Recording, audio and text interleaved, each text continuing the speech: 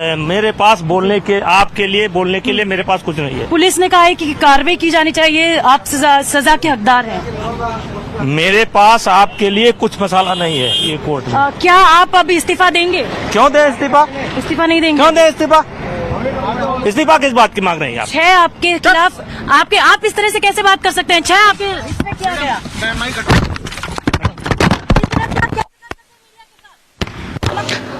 नमस्कार, मैं मनीष शर्मा, आप देख रहे हैं हिंद वार। आपको दिल्ली के जंतर मंतर पर महिला पहलवानों का वो विरोध प्रदर्शन भी याद होगा, जब महिला पहलवान 6 महीने तक तपती धूप और गर्मी और बरसात में वहां प्रदर्शन करती रहीं। वो दिल्ली की जनता और देश की जनता जो कभी महिला और महिलाओं के सम्मान के लिए सड़क पर आती थी, मगर 6 महीने तक वही आदर्श लोग, वही घर में रहने वाली आदर्श जनता उन महिला पहलवानों के समर्थन में सड़क पर नहीं दिखाई दी।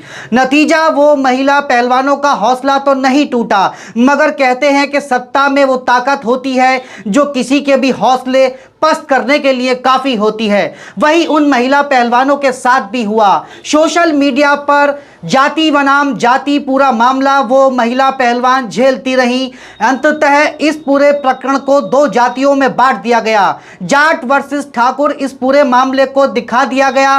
बाद में महिला पहलवानों को जिस तरीके से प्रधानमंत्री जब नई संसद के उद्घाटन में पहुंचे और सिंगोल को स्थापित किया जा रहा था, उसी क्षण देश में दिल्ली की सड़क पर उन महिला पहलवानों को रौंदा जा रहा था। जहां विरोध करने का उनको अधिकार था, उसी जगह से उनको हटा दिया गया। बाद में खबरें आई कि इस पूरे जो आंदोलन है वो खत्म हो गया है। हालांकि पूनिया और तमाम जो वो महिला पहलवान हैं, उनके समय समय पर मामले को लेकर बयान आते रहे। पूरा मामला कोर्ट में था। सुप्रीम कोर्ट ने भी कहा कि दिल्ली की निचली अदालत पूरे मामले को देखेगी। दिल्ली की अदालत में कई बयान इस मामले को लेकर दर्ज हुए। बावजूद इसके ब्रजभूषण शरण सिंह, जिनके समर्थन में तमाम देश के भगवाधारी, वो उनके आज्ञाकारी जितने हम कह सकते हैं उनके अपने समर्थक थे, वो तमाम सोशल मीडिया पर बता रहे थे कि इसमें वो कितने पाक साफ हैं, ब्रजभूषण शरण सिंह कितने पाक साफ हैं। लगातार सोशल मीडिया पर इस तरीके की बातें उठाई जा रही थी और उनके हक आवाज में इन बेटियों को न जाने क्या क्या झेलना पड़ा, जिसके समर्थन में, इनके समर्थन में हालांकि देश के कई बड़े क्रिकेटर, सामाजिक कार्यकर्ता और तमाम लोग इनके महिला पहलवानों के समर्थन में उतरे, मगर एक बड़ा तबका ऐसा भी था जो इन महिला पहलवानों का समर्थन नहीं कर रहा था, बल्कि इन महिला पहलवानों के धरने को क्रिटिसाइज कर रहा था। आज जो घटना हुई है, पहले उस घटना को देखिए कि इस ब्रजभूषण शरण सिंह ने, जो मैं कह सकता हूं कि ये दबंग है, गुंडा है, इस गुंडे को तत्काल रूप से भारतीय जनता पार्टी से निष्कासित कर देना चाहिए। आज जिस तरीके से टाइम्स ग्रुप की पत्रकार पर इस ब्रजभूषण शरण सिंह ने एक हमले की कोशिश की है, माइक को किस तरीके से गाड़ी का गेट खोल करके उसको तोड़ने की कोशिश की है और उस पर हमला किया गया है, किस तरीके की टिप्पणी ये करता नजर आ रहा है। कैसे कह सकते हैं कि ये एक सांसद है, किस संसदीय भाषा का ये ब्रजभूषण शरण सिंह प्रयोग कर रहा है। और इस सबसे बड़ी बात, इस सबके पीछे लगातार इतना समय हो गया, जिस पद पर ये बना रहा था उस पद को, उस समय इसका पूरा का जो कार्यकाल है उसको पूरा हो जाने दिया गया और अभी तक इस पर कोई कार्रवाई नहीं की गई। ये वही ब्रजभूषण शरण सिंह है जिसके खिलाफ पार्टी का कोई भी नेता नहीं बोला। आखिर इसको है किसकी सपोर्ट, कौन इसके पीछे है, कौन इसको इतना समर्थन दे रहा है कि जो ये मीडिया को भी चुनौती दे रहा है, खासकर महिला पत्रकार को किस तरीके से उसके साथ सलूक करता है। और आप देख सकते हैं कि पहले इस वीडियो को देखिए। Saran has arrived at the Delhi airport. We'll try to ask question to him.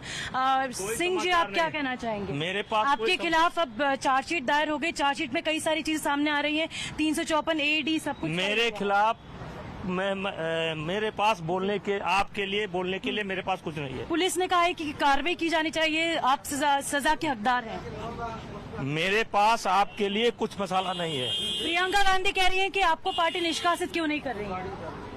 Court में चलिए, कोर्ट में। क्या आप अब इस्तीफा देंगे? क्यों दे इस्तीफा? इस्तीफा नहीं देंगे? क्यों दे इस्तीफा?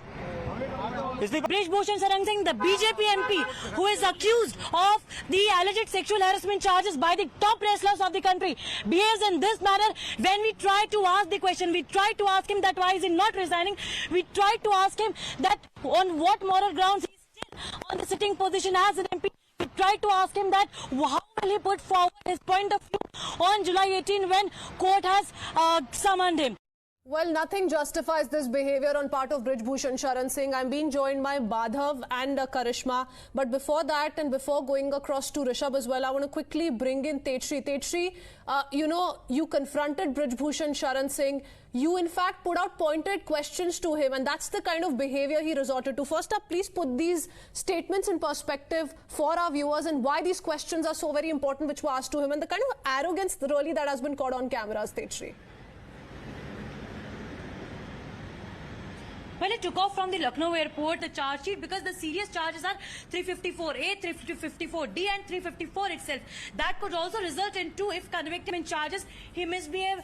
And this is what we have seen, that how a BJP MP and the outgoing WFI chief misbehaves when we ask him questions on the moral grounds of resignation. Well, you did ask him if he will step down on moral grounds. Madhav, forget stepping down on moral grounds. He resorted to this kind of an arrogant behavior.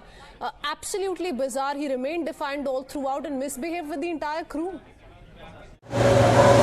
आपने देखा कि वो times group की पत्रकार किस तरीके से airport से निकल रहे सांसद ब्रज भूषण शरण सिंह से सवाल कर रही है। वह सवाल कर रही है कि आपके खिलाफ 6 मुकदमे दायर हुए हैं, आपके खिलाफ ये चार्जेस बने हैं, आपके खिलाफ ये हुआ है, तो आप बयान देने की बजाय उन बयानों से भाग क्यों रहे हैं और किस तरीके का आप कृत्य एक महिला पत्रकार के साथ करते हैं? ये आप में कौन सी नैतिकता है? पार्टी के अंदर कौन सी नैतिकता है? आप लगातार जो महिलाओं के सम्मान की बात करते हैं, जो तमाम महिलाओं के लिए बात कर रहे थे, बावजूद इसके जिस तरीके का कृत्य आप खुलेआम आज एक पत्रकार के साथ करते हैं, मैं नहीं समझता कि आपके अंदर कोई नैतिकता बची है। और इसी क्षण प्रधानमंत्री नरेंद्र मोदी और अमित शाह को आपके खिलाफ एक्शन लेना चाहिए। और मैं आह्वान करता हूं देश के समस्त पत्रकारों से कि ऐसी पत्रकारिता को लात मारिए जहां आपका सम्मान ना हो।